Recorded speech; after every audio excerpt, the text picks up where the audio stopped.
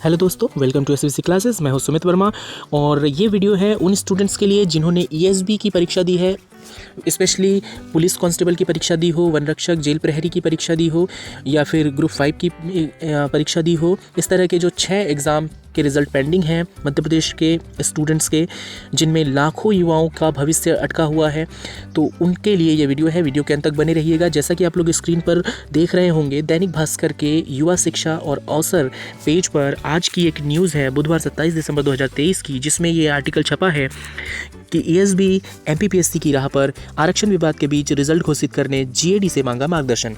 ये है हेडलाइन, जिसका मतलब है कि ईएसबी जो है एमपीपीएससी की ही तरह आरक्षण विवाद के बीच रिजल्ट घोषित करने जा रहा है।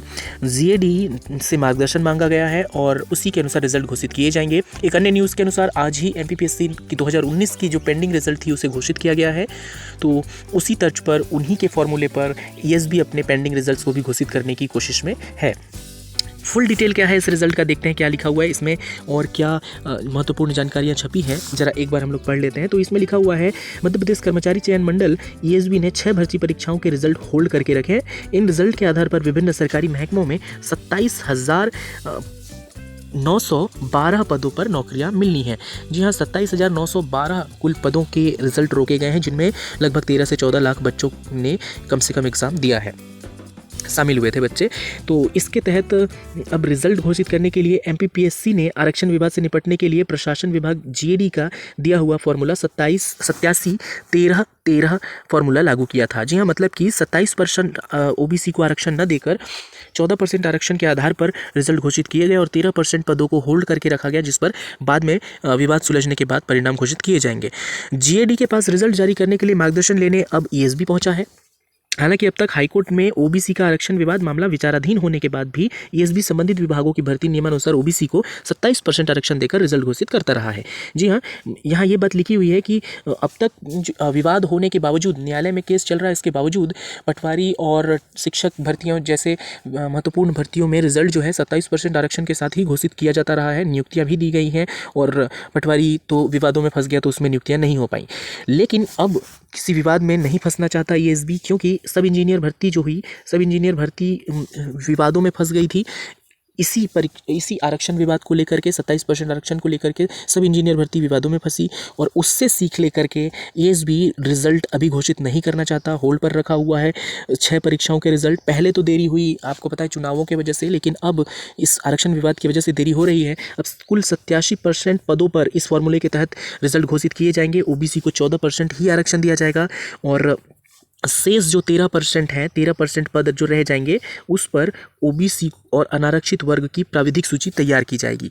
मतलब ओबीसी और अनारक्षित जो हैं वो 13% पदों पर प्राविधिक सूची जारी की जाएगी और ओबीसी को जो आरक्षण मिलना है वो सिर्फ 14% ही आरक्षण मिलता है इस नए फॉर्मूले के तहत, जिसको एमपीपीएससी ने भी अपनाया है।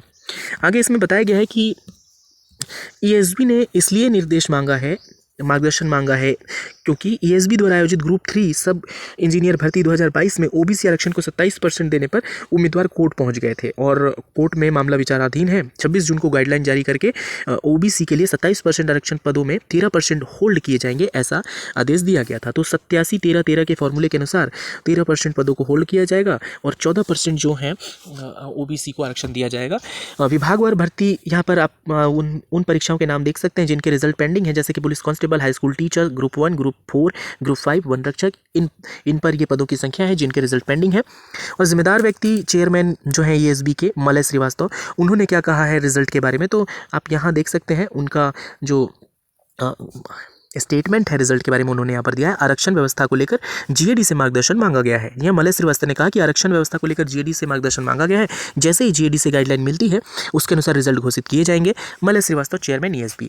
तो ये बहुत ही इंपॉर्टेंट एक जानकारी थी उन स्टूडेंट्स के लिए जो रिजल्ट के लिए बेचैन हैं, उनके लिए। हालांकि हम समझ सकते हैं कि इनमें ज़्यादातर भर्तियाँ, जैसे पुलिस हो गया या फिर फॉरेस्ट विभाग की भर्तियाँ हो गई, जेल विभाग की भर्तियाँ हो गई, इनके लिए फिजिकल की तैयारियों की ज़रूरत होती है और जब तक वो सही समय अवधि ना पता हो तब तक बहुत मुश्किल होता है कामकाजी व्यक्तियों के लिए, जिन्हें अपने आमदनी के लिए संघर्ष करना पड़ता है। वो लगातार 6 महीने, साल भर तक फिजिकल की तैयारी नहीं कर सकते।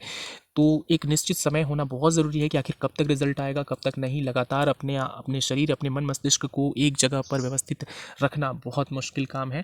तो अब थोड़ा सा सब्र और रखना होगा, क्योंकि फ़िलहाल तो एकदम नज़दीक रिजल्ट आने की संभावना नहीं दिख रही, क्योंकि इस फॉर्मूले पर काम चल रहा है। अभी मार्गदर्शन मांगे गए हैं, मार्गदर्शन मिलेगा, उस फॉर्मूले पर काम होगा, रिजल्ट को फिर से नए आरक्षण के तहत तैयार किया जाएगा, उसके बाद ही घोषित हो पाएगा। तो हम कह सकते हैं कि जनवरी एंड तक शायद, अगर ठीक से काम किया जाता है तो जनवरी एंड तक रिजल्ट आना शुरू हो सकते हैं, क्योंकि 6 परीक्षाओं के रिजल्ट पेंडिंग है, तो सभी रिजल्ट एक साथ तो नहीं आएंगे, लेकिन कुछ परीक्षाओं के रिजल्ट आना शुरू हो सकते हैं जनवरी एंड से।